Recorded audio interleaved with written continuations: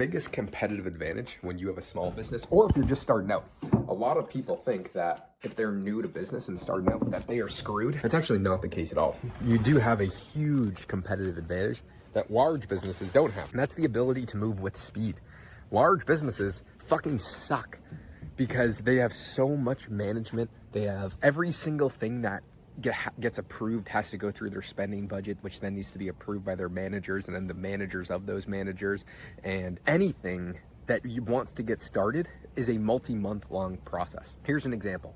We have a social media marketing company where we help a lot of the largest business owners online, help them grow their organic social media. So that would be YouTube, Instagram, Facebook, everything, with the entire intent of monetizing it for their customers. So we're spending an hour or 2 hours per week with the client recording videos that is then their entire week's worth of content. And we're doing like mass volume at extreme quality with the pure intent of building out the funnels, helping them close clients. And it's mainly a profit and revenue share based model. And it is exceptional. But one client that we're taking on right now, he was closed verbally. And this is the CEO, and this isn't even a big company. They probably do $20 million a year. And a lot of people would say that it's not a large company at all. It's like a medium-sized company, one of the smaller ones that we actually work with.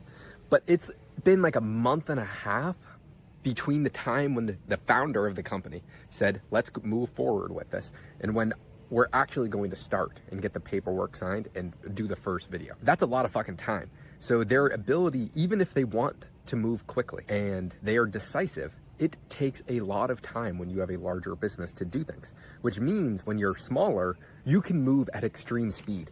And that is something that I actually demand of myself, of the people around me, of what we do. It is, we are going to move incredibly quick and it's substantially faster than any possible competitor. We will always be on top of everything, try, fail, and innovate, and always going to be on top of things and make decisions same day. I do not want to take 2 weeks to make a decision on something. Of course, if it is a massive, irreversible decision, it should be a multi-week process before you make it. But most decisions are irreversible very quickly. You can take them back super quick. So if we want to try something, I'm okay being out of pocket a decent amount of money for a few months to test something out, because we think that it's going to have a huge ROI in the future. Whereas a large business, that's just not even an option. It's not even a freaking fathomable opportunity. Another thing with large businesses is they have a hard time innovating because there's so much bureaucracy. And it's not founder-led businesses where someone is constantly thinking of the future and growth and how they can improve efficiencies, because people in their business don't think of things in terms of making money for the business. They just think about it as their highest probability of keeping their job, which sounds incomprehensible to most people because they think that large businesses are just run so well. It's actually not the case. I've become more and more unimpressed the more time I spend with business owners that have 1,000+ employees. And a lot of the guys that I hang out with, they have multi-thousand person or operations, or at least a few hundred employees. And the bureaucracy in those types of organizations are insane.